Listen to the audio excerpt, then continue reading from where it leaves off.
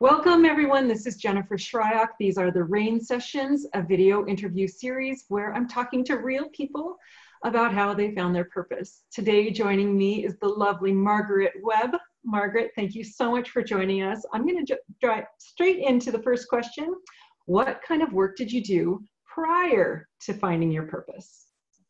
So I was an elementary education teacher. I taught kindergarten and third grade. And one of the things that I think was really fun about my past is that I had 35 kids in my kindergarten class for several years. So I could wrangle 35, 5 and 6 year olds of all different, abilities and backgrounds. And I just absolutely loved that. And then we just moved around because of my husband's work. And so I stopped teaching and was a stay-at-home mom for a couple of years. Was your prior work fulfilling or did you excel at it? It was absolutely fulfilling. I loved it. I love teaching, and I think that I was really good at it. Now looking back, there are so many things that I know that I would probably do different, but I think at the time where I was, I think I did pretty good. It was my passion. I think I made my first year teaching made about $16,000 a year. And I was like, yes, oh my God, they're paying me to do this. This is so awesome. That's a good sign. That's a very good sign when you're happy with your 16 grand. Yes. Margaret, what do you do now? So now I've kind of taken that education piece and I have stretched it in a different way. So I'm still teaching, but I'm just teaching different people. And I've woven together teaching and coaching, and that came about because of my son, who is 14, almost 15, and he is on the autism spectrum. And that kind of rocked my world, to say the least. And so now, based on what I've learned from him, I now teach parents. I do a lot of parent education and workshops and parent coaching, which is really, really fun. It's just totally different. Wow. Okay. So I'd love to hear more about the events, your son, and other events that helped take you from former teacher and stay-at-home mom to this parent educator, coach extraordinaire. Yeah. So back when, once I was a stay-at-home mom, then I thought, okay, this is living the dream. I don't have to work, and I'm doing, I'm just able to be at home. But because of what was going on with him, he didn't talk until he was 5. And so there was a lot of unknown that was happening at that point in time. That was before autism was really as known as it is now. And it was before Facebook was provided a resource. And so I was kind of just navigating everything on my own and just struggling so much with what autism meant in our life, and just kind of swam through the muck of suck, if you can kind of imagine what that's like. Just not really any sort of guidebook or what to expect with regards to that and his development. And then, did all the therapies and all sorts of stuff, and realized that I had totally lost myself as a person, and realized that when my husband would come home from work, I would just literally verbally vomit on him what we had done in therapy and what the therapist had said and what he had done and what he hadn't done, and realized that I wasn't really very much fun anymore and did not have that passion, didn't have that thing that I really rocked. Just, like I did when I was teaching, that fulfillment piece. I would organize the drawers and cupboards and just try to, do everything that I could to control things, because there was so much that was out of control with regards to his development. And I realized, wait, I totally lost myself. I don't even know who I am anymore. I used to be fun. Where is that person? And that kind of led me on a self-development kind of a pathway where I realized, okay, I've got to find joy again because this is my life. And that ended up, I met or got introduced to Martha Beck and read The Joy Diet, which was my Bible for a very long time, and realized that finding myself was a huge part of me coming to terms with my son and his autism, and realizing that if I'm not taking care of myself, then I'm not able to be the mom that I want to be for him. And I just kept getting more and more curious about what that looked like and what I was doing to bring myself joy. It became my mission to find myself. And, then I realized like, man, like I'm happy and this feels good. And I started seeing people in therapy offices and the places that I would go who all were on similar journeys with their children, and realizing that they're not happy and maybe I have something that I can share with them. And so I just, sat down and put together the tools and the questions and the things that help me every single day to find more ease and joy without my son needing to be any different, and came up with a class that I've taught for many years now, and it's called Parenting the Child You Didn't Expect While You Were Expecting. And it's one of my favorite things to do, and just love having people who are using these things and actually have joy, and their kids are still on their own developmental timelines. Wow. It sounds like those early years were lonely and painful. They were so lonely. It was really,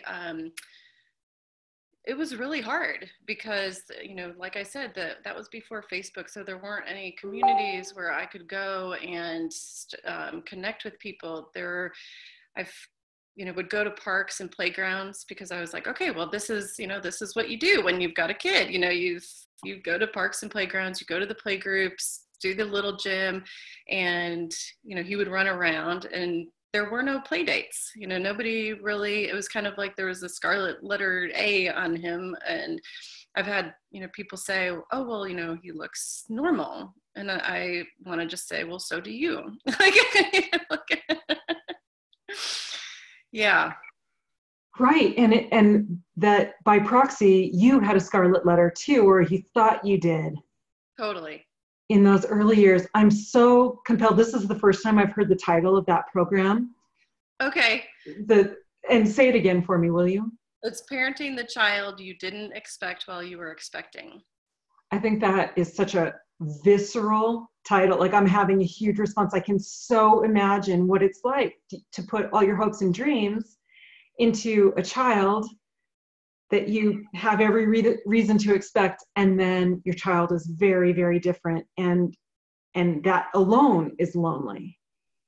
Yeah, I mean, it's been such an interesting journey. We call him our bouillon cube child, because it's like all of our really intense characteristics and qualities, those things that you would not necessarily want, or choose. Like if you had a little a little catalog, the things that you wouldn't necessarily choose to pass on, we passed on. And, at first it was really challenging, and it did feel lonely because it's like, what do I do with this?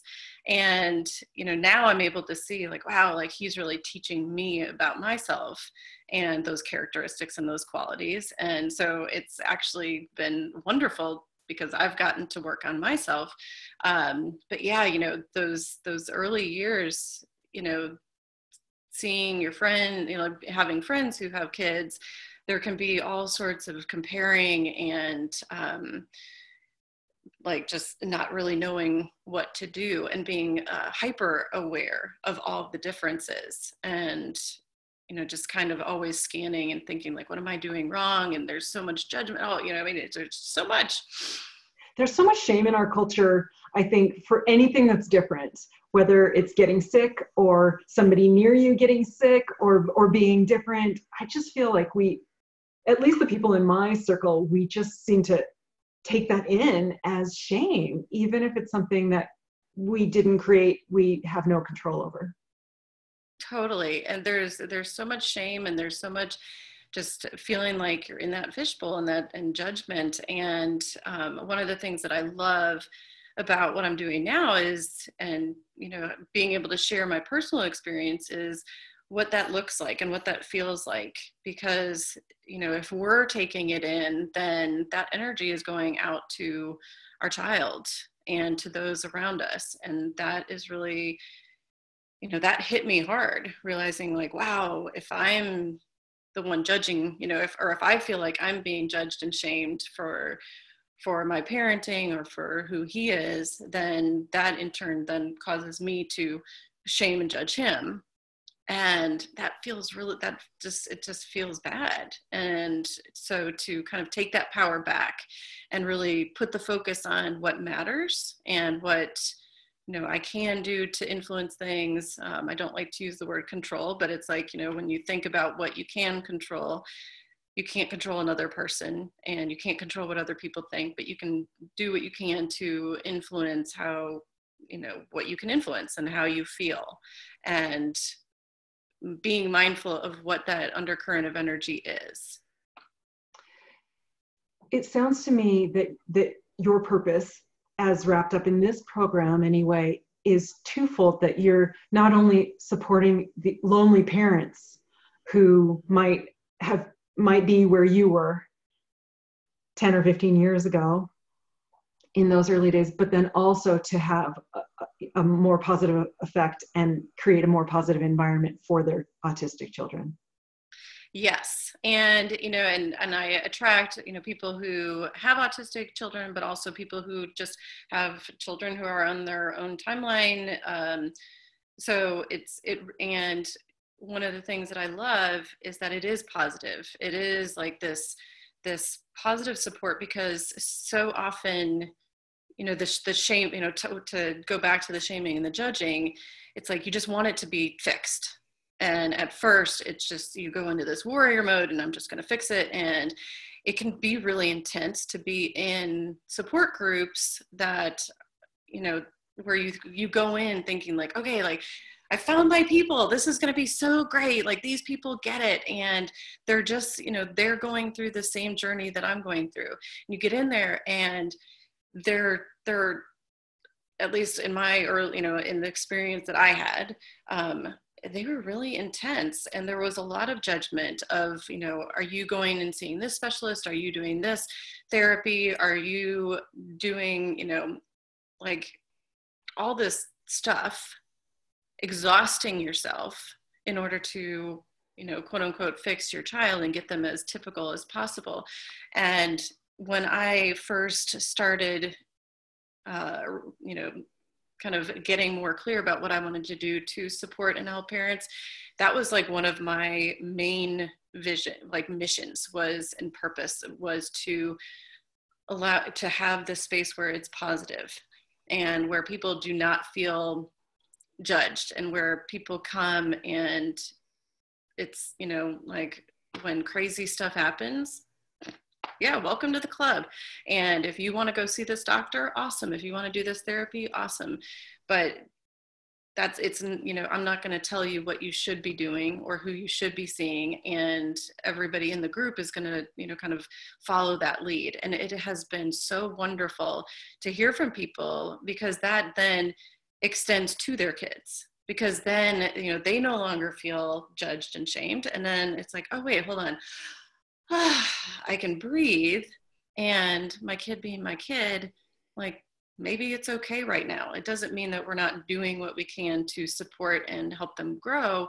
It's just not the same energy of I've got to get them to this point by tomorrow morning.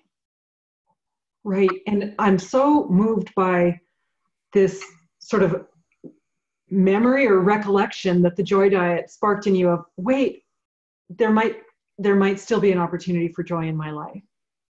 and then to share that with these other parents.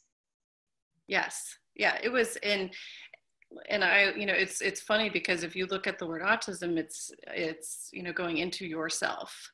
And I just, when I was kind of looking at it, at that word for something I was writing, it just cracked me up because it was like, of course, like this is, everybody's like, oh, you're so into yourself. And that was what I needed to do in order to be the mom that I wanted for my son, was to go back into myself and really think about joy. And it's the little, it is the little things. And I love sprinkling that with my people of, it doesn't have to be going away for 2 weeks, on a island vacation, which is very lovely. And it's finding the joy in everyday life, whether it's, putting on a favorite pair of socks or drinking my coffee out of my favorite plaid or sunflower mug, or having, colored pens, and hearing what lights people up in those simple ways. It makes me so happy. And then it's like, oh wait, it doesn't take much in order to find that, in order to tap into that. And then if you can do that, then you can press that reset button more easily when things get chaotic and things go down that path of like, oh man, this really sucks. It's like, wait, hold on. Okay. Go back to what lights me up. And it changes everything. Yeah. Yes. It seems so profound. I could just keep talking about your program and the way that you have brought light back into your own life and into others for hours. I'm fascinated. Since we're talking about your purpose, so that other people can kind of witness how this purpose process occurs, I'd love to hear a little bit about the time frame from expecting and your son being born and this intense, difficult early period through the evolution to where you're now spreading light and joy to your people. Can you walk us through some of the actions that you took? Yeah. So, like I said, he's almost 15. And so it was kind of we weren't really sure what was going on for the first, probably 5 years. Autism was put out there and I was in total denial and didn't want any part of autism in our life because it just, kind of felt like some sort of sentence. And then after 5 through 7, then I started, kind of like getting to know it a little bit and kind of like feeling it out a little bit and building that relationship. And then when I came upon the joy diet, then that really just kind of sped things up, because then I was doing more joyful things and it was like, oh wait, wow, there is another way. There's this whole other thing. And then went on a star retreat with Martha Beck and met Michael Trotta, who is one of my mentors, my nature-based coaching mentor.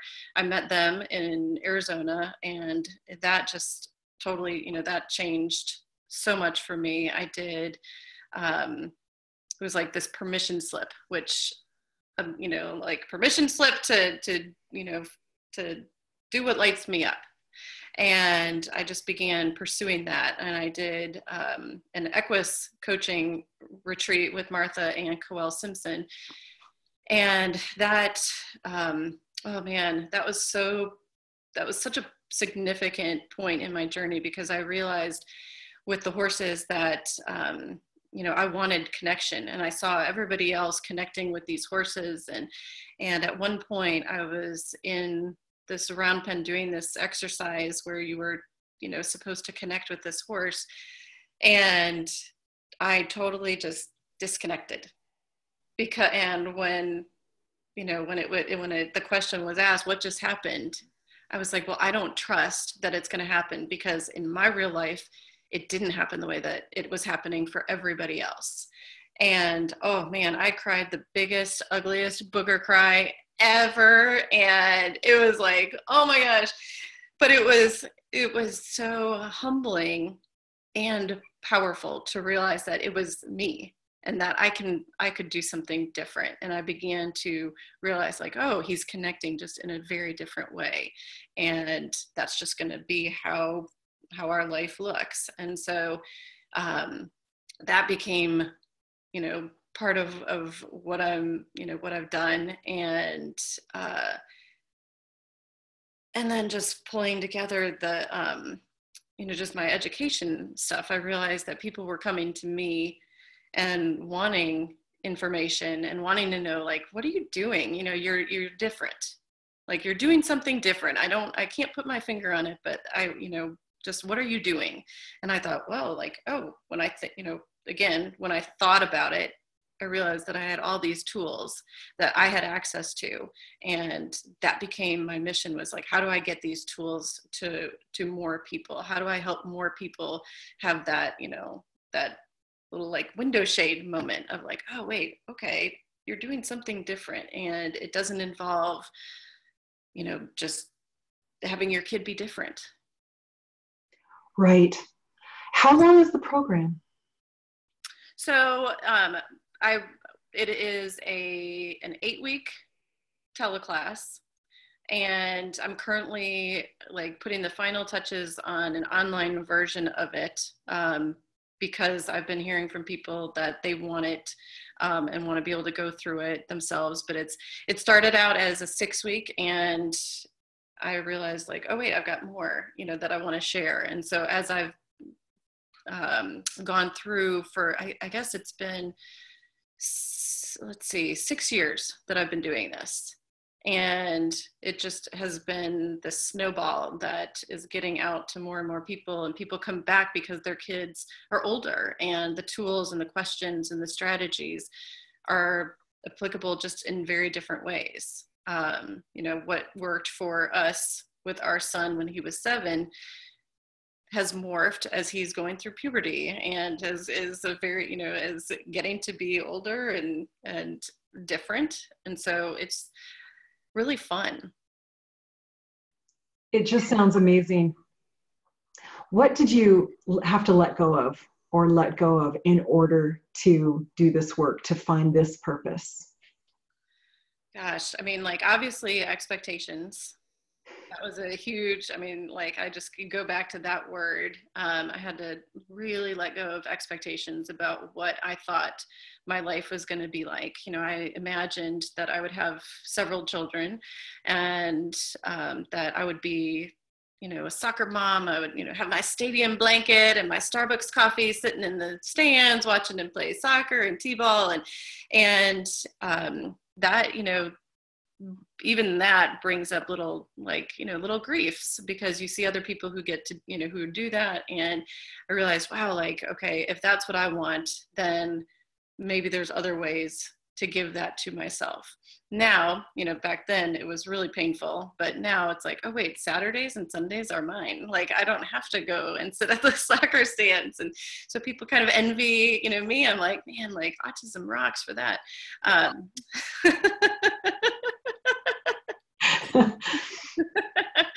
That's funny. Yeah. And so, just expectations, and a huge thing was feeling like I had to do it all myself. Because I think, a common theme when you've got a child who is not is on their own developmental timeline and is not what you expected, there's so much control because everything is out of control. And it's like, you can start to feel like, okay, I'm the only one who could understand him before he was talking. Because, he would have utterances, and I would know exactly. I would yell from the other room to my husband. I would say, he wants the yellow straw in the purple cup with apple juice. And, he'd be like, how do you know what that is? And it's just, I knew his language. And to be able to trust that other people were going to be able to meet his needs, and to be able to take care of him, and that he was going to be okay with other people. So kind of letting that go a little bit, and that was huge. And I realized what a gift that was for other people to be able to him, because they got to learn from him. They had to figure out what his language was. They couldn't just have it be, well, you know, this is how we're going to do things. Because he shows up with, you know, kind of things are going to be done my way. And you either join that or, you know, or you're miserable. And so, so that was, so control, you know, expectations and control, I would say. Yeah. Two big things that so many of us carry around. And it sounds like you made the shift to see him as a potential guru and how to learn and live with that guru. Yeah. And, you know, and realizing that like stuff was going to happen all the time. And I had the choice of how I dealt with the stuff. And I usually use a different word, but this is your thing. So I'm going to respect that. I don't, but realizing like I can either deal with the chaos with anger and with resentment, or I can just deal with it. Right. And it sounds to me like you share with others not only how to make that choice, but also skills to support that choice. Because it's one thing to decide to surrender gracefully to the scenario, and it's probably a whole nother thing to keep showing up and choosing over and over when your expectations are dashed and your ability to pretend to control the situation is dashed. Yes. And I mean, I use the metaphor of like, it's like going to a gym. It's like building these different muscles. It's new brain patterns of how you react. And, you know, one of the things that I say all the time is that if you're, you know, being willing to suck at it, because if you're, you know, you have this really crappy, you know, engagement with your child and you end up yelling or things just don't go the way that you want, be recognizing after the fact and saying, man, that didn't feel good. What happened? What was going on with that? I'm like, yes, you know, even though it was this really crappy experience, to start looking at things and realizing, oh wait, what was actually going on? Because then it, you know, at least for me, it becomes easier in the moment to realize, wait, hold on, press pause. What's actually going on? And how do I reset? Because I'm going down a path, and I do it all the time where I'm like, wait, hold on. You know, my body's getting wild, or I'm starting to feel like I might yell and I don't want to. I'm just going to take some breaths and do that. And that, I feel like, is the ultimate in meditation. I mean, it's easy to have a meditation room and go and be all zen and whatever, but to be able to do that in the moment or even after the fact, like that is so powerful and so huge. And it makes me happy when I hear people are like, oh my gosh, I totally, you know, I caught myself after the fact and, you know, I'm going to try something different the next time. I love, I'm titling this tool, and I think you did too. I love this title, Press Pause. Yes. Just press pause. That's genius. I love it. And I think this is a nice segue into my next question. My hunch is that you now define success differently. I'd love to hear how you define it and where you are in relation to your definition of success now. Oh my gosh. Absolutely. I mean, like the question is so interesting because I don't really think about success that much. But when I do think about it, like it is those kinds of situations when I get emails and messages from people who are like, you know, oh, what you shared like made this huge difference from where I was to what actually ended up happening. Like that, you know, just, it makes my heart so happy to see other people using what I share and using things that have helped me to now help them. You know, success is, you know, seeing smiles and just to see my son like doing things on his timeline and being really happy.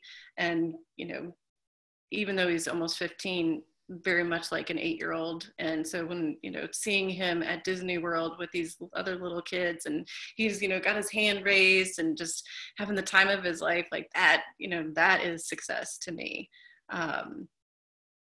So it's bringing joy and, you know, bringing ease and joy to other people. That's it. Absolutely. That is beautiful. Margaret, what now wants to come through you and your work? Gosh, you know, just helping more people. I love helping. I love supporting, and I feel like the snowball is really, you know, has been formed you know, all those years ago, and it's just starting to get bigger and bigger. And so just the more people that I can support in this, you know, this mission.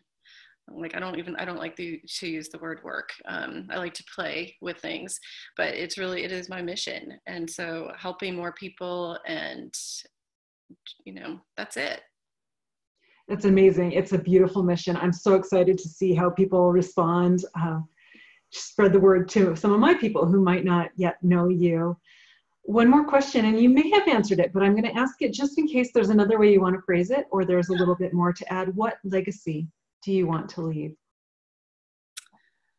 I mean, I think just, you know, bringing awareness to the title of what I do, you know, parenting the child you didn't expect while you were expecting, because there's all those expectations, and, you know, you go to the guidebook, and when things aren't going that way, I want people to have what I didn't have, and to have the tools, the strategies, the questions, to have the positivity and the non-judgment, the lack of shame, the ability to show up and be vulnerable, and to be humble that, you know what, like things didn't, you know, aren't going the way that I wanted to, and maybe it's, you know, something I can do something about.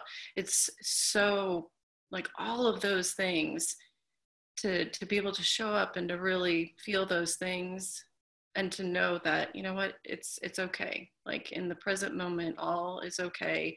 And as long as I just keep taking one step forward and keep taking care of myself and my stuff, in order to, you know, then that will allow people to show up differently for not only their kids, but for everybody in their life. Beautiful. There's such a theme that I'm sensing with you of taking care of yourself, that you were lonely and felt a little bit lost when all your focus was on your son. And when it occurred to you through Martha Beck's book, The Joy Diet, that there might be joy available in your life, and taking care of your own joy, how much joy you have then spread through your program and your work to other parents, other kids, and beyond. The legacy is snowballing already. It's a joy to hear your story. Thank you so much, Margaret. Oh, thank you. It has been so wonderful. And I love what you're creating. Thank you so much.